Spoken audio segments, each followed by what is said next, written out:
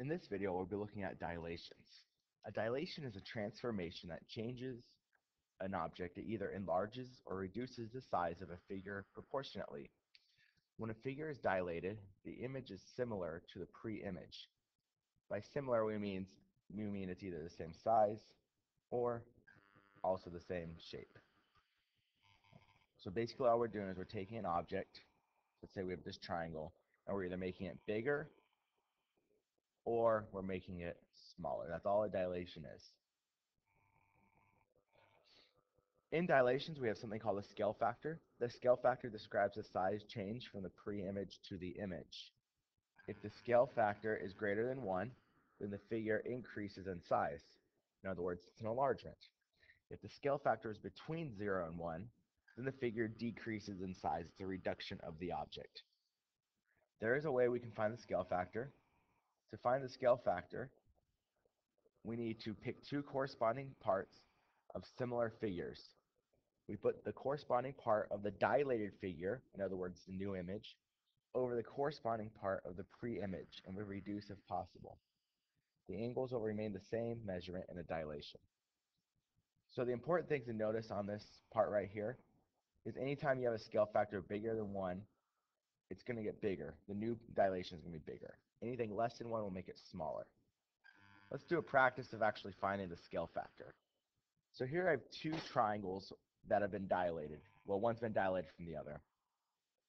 Let's say I want to find the scale factor from, let's go from the shaded triangle to the non-shaded triangle. So that would make this my pre-image if I start from here, and I finish here, that would be my image.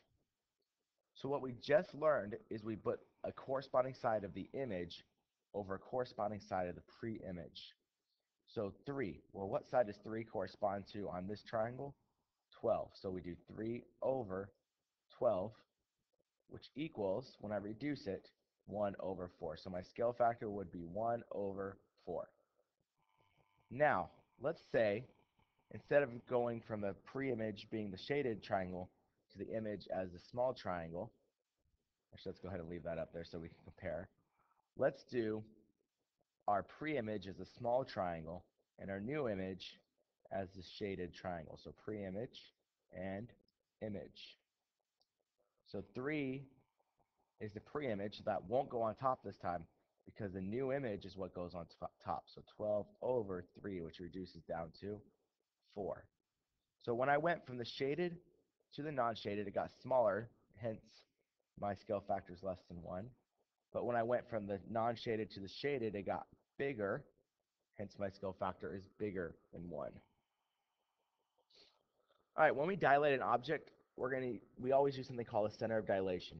It's a fixed point used for measurement when altering the size of a geometric figure without changing the shape. We're going to use the origin, 0, 0, as the center of dilation. All right, so pause the video real quick from the information we've learned and see if you can solve this problem. All right, so we look at it and we have to determine what the pre-image and what the image is. Well, the prime tells me that that's going to be the image, and this will be the pre-image. So to find scale factor, I find two corresponding sides. Well, BC is corresponding to B prime, C prime. If I count the distance of B prime, C prime, that's 1, 2, 3, 4, 5, 6, 7, 8, 9. And here it's 1, 2, 3. So I do my new side over my old side. And 9 over 3 reduces simply down to 3. Now, let's say BC, this little section is 3. That's what we figured out. The B prime, C prime was, well, we already counted. It's 9 because 3 times 3 is 9. Let's say A prime, C prime now is 10.8. What will we do to find this missing side? Well, to go from pre-image to image, we multiplied. So to go from image to pre-image, we need to divide 10.8. And since I multiplied by 3 to get there, I need to divide by 3 to get back. That gives me 3.6.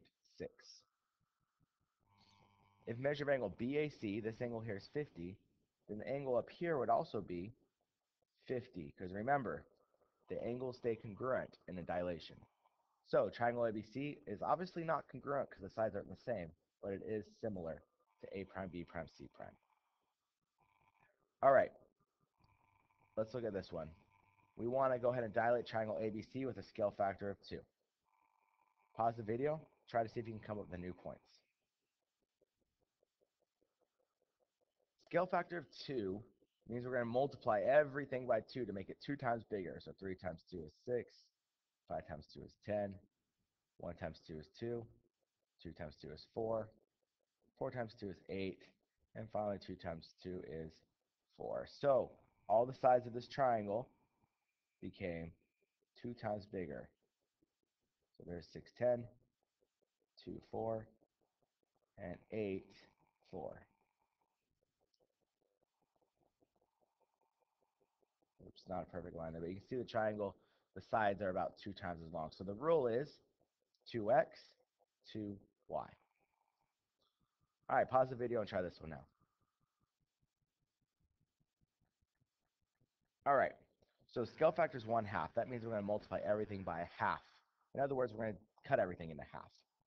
So negative 4 1/2 is negative 2. Negative 2 1/2 is negative 1. Negative 1, 4, 3, and negative 2. So your rule is 1/2 x, comma 1/2 y. All right, so the image of the point negative 2, 1 under the dilation with center 0, 0 and scale factor 4 would be, well, we got to multiply. So negative 8 negative 8 comma 4. If you want to try these, pause the video, of course. The image of the point 6, negative 15 under the dilation with center 0, 0 and scale factor blank is 2, negative 5. So did the point expand out further or contract in? Well, 2 is obviously less than 6, so it got smaller there. And it got smaller. It looks like, how do you get from 6 to 2? Well, you divide by 3. So the scale factor would be 1/3. The image of the point blank under the dilation with center 0, 0 and scale factor 1/4 is 3, 2. Well, if I took something by a scale factor of 1/4, that means it came in closer to the origin. So the original point was further out. And so I multiply by 1/4. So to get back, I need to multiply by the opposite of 1/4, which is 4. So that gives me 12, comma 8. And finally, let's look at this. A model of a car is an example of dilation. Let's say that the scale factor from the car to the model is 1/27. The model car is 5 inches long. How long is the actual car? Well, I dilated the actual car by 1/27 to get here. So now I need to go backwards and multiply by just 27. So 5 times 27 equals 135 inches. Try this next one out, and then we'll see how you did on it. All right, so the model is 1/42 the size of the actual train. The real train is 84 yards long. So I haven't dilated yet, so I need to do 84 times 1/42. Well, if you remember your multiplying fractions, you would just do 84/42, which equals 2 yards. All right, make sure you do the practice for this, and thank you for watching.